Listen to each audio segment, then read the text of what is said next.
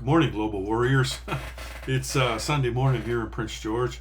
I wanted to make a fairly quick video here, although I tend to ramble on a bit, but I wanted to make a fairly quick video to give some context to an answer that I had given on Discord regarding the Allied Declaration of War penalty in the game Global War 1914. So to understand where we're coming from here. Global War is a game that is adds a diplomatic aspect to the game that doesn't exist in Axis and Allies. Like Axis and Allies is a really simple concept when it comes to the diplomatic aspect, and it's a great game. It's a great game that you should learn how to play before you get to Global War, because a lot of the mechanics on how you move and how you attack and defend and all that, a lot of those are quite similar. And so you go from Risk, like when you were a kid, to moving up to Axis and Allies. And then if you're really interested in that type of game and you want something more than that, then you go to Global War. Now, how we do those diplomatic aspects is it's we're slanting you, and we're leading you towards what happened historically. That's why it comes from a game called historical board gaming. Like, we try to make things historical. Now, you're still the allied or the supreme commander of your nation, whatever nation that you're controlling. But like, you kind of have to follow history in order to play the game. They don't let you just go back to your Risk days where the black guy can attack the blue guy if he wants, and the red guy doesn't really have anything. Like, it's not like that. Like, there are some rules that that steer you towards the historical aspect of the war, whether it's World War II or World War One. So more people are familiar with the 36 game, the World War II game, and one of the mechanics in there is your peacetime income versus your wartime income, and how it ramps up is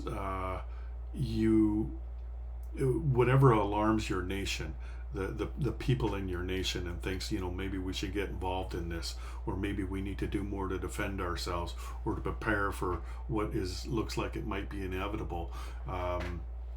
It's not that your nation has more or less money. You're just getting more or less money in the game, because that's how much is dedicated towards your arms and your war effort. You still have the same amount of money. You're just spending it on other things instead of war. So anyway, that leads you towards being able to declare war or being a part of the war. And usually it's things that historically were alarming to that nation. Like, for instance, the United States in the 36 game, a lot of the peacetime income increases are depending on what Japan's doing. Like, some of them are what's going on in Europe, but a lot of them are what's going on in the Pacific. And very little has to do with Russia, because Russia is not on the American side in that war, even though they have a common enemy in the Axis in that game. Now, it looks different in the 14 game, because Imperial Russia is on the Allies side. It's not the Comintern. It's part of the Allies. But make no mistake, they are not friends with the Americans or the British or the French. They're nothing like them. They're not a Western democracy like them. They never have been, and right to this day, they're not. I mean, there was a point beginning in the 90s and lasting for a few decades where they pretended to be a democracy, but you can't be a democracy and have the opponent to your presidential election keep falling out of windows or tripping over themselves and falling on poison needles. Like, that's not democracy. That's just the illusion of democracy. It's not a liberal democracy. And so they've always marched to the beat of their own drum, and they've never been like a Western democracy. So we have these concepts in the game to steer you towards that, and to also give you some identity. Now, one of the things in the 14 game, well, it's in both games, but I'll speak to the one in the 14 game, is the Allied declaration of war penalty. And that's why I'm making this video, is because of that. There's been a lot of questions about that. More than once this week, I've gotten a few questions about it. To understand that, you need to understand that they're not friends, and that's why Russia is exempt from 4.19, the Allied Declaration of War Penalty. They're nothing like the Western Allies. They're nothing like Britain or France or the United States. The concept of the Declaration of War Penalty comes from the black cowboy hat versus the white cowboy hat. The guy that wears the white cowboy hat's the good guy. The black cowboy hat's the bad guy. So that's in simple terms that you can think of it that way. Now, the Allies purport to be the good guys, right? That's how they sell themselves to the rest of the world, to the minor powers. You should join us because we're the good guys, like we believe in civil rights and human rights and, and all that. And so when they do something that, like when they attack a minor power, that's not really a good thing, right?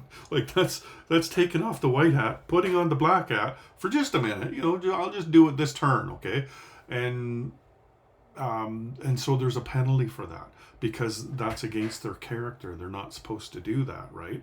We'll allow you to do that, but you have to pay a penalty. And the concept of paying money isn't exactly what it seems like. I mean, we had to do something. We can't just tar and feather the little piece and put them back on the board. I mean, that's just silly, right? So we had to find some kind of mechanic to work that in. And so we do it with money because money affects everything in the game. It affects what you can do, right? And so the nation that does that, say if it's Britain, they pay a penalty. And then as far as the Americans go, they also pay a penalty because they're not in the war yet. And so they're ramping up to war. And the American people are one of the biggest reasons why they're not in the war. Like is it popular to go to war or is it not? Like, why should we be a part of this? It seems like a European thing, right? And so if Britain does something like they were going to come out on the side of the British and the French, but if Britain does something and the American people go, well, that was kind of a dick move. Well, the Americans are going to pull back, right?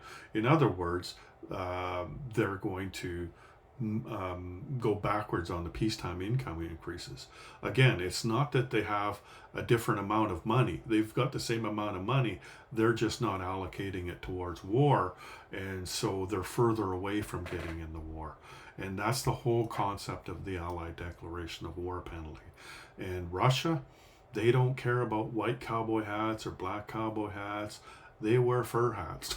They don't give a shit about what you think of them. They never have and they never will, probably. I don't know, maybe they will someday, but to this point they haven't. They're different than the Western democracies. They're just not like that. They don't give a shit what you think, and everybody knows that. Like when we're talking about the Americans and whether or not they should pay the penalty, the American people know that Russia is not their friend. They know that they're not like them. They're not going to pull back from, supporting Britain and France in the war because Russia attacked southern Persia. They just expected them to do something like that, right? Like that's just Russia. Anyway, so that's what it's about. And as far as like there's a part in there that talks about whether or not you who can pay for that. Like if Britain does it, then the Allies can get together and they can all put money in there so that Britain doesn't have to incur the cost of that. It would probably more likely affect the French. Like if the French had done something, then and France needs money more than Britain does, probably. So Britain and the United States could help pay for that so that France could buy infantry and artillery to defend themselves, because Paris is at much more risk than London is of being taken out. Now Russia, Russia, they can help pay that too if they want, but why would they? Because they're not France's friend. They're not Britain's friend. They're not America's friend. They're nobody's friend. And you need to understand that when you play the game Global War 1914. And you need to understand that even though they're on your side, they're not really on your side. Like this, less than 50% of the time, they're not going to be allied at the end of the game. That's just the way the game is weighted, the way it's likely to play out. And so you have to be careful. You know, you don't just throw them an armored train every single turn, like from Britain, France, and the United States. They're going to have a whole fleet of trains that are going to steamroll, you know, and win the game. They're going to, you know, like they're going to win the game as Soviet Russia because the Soviets get all that stuff, right? So, so you have to be careful. You have to understand that they're sort of on your side.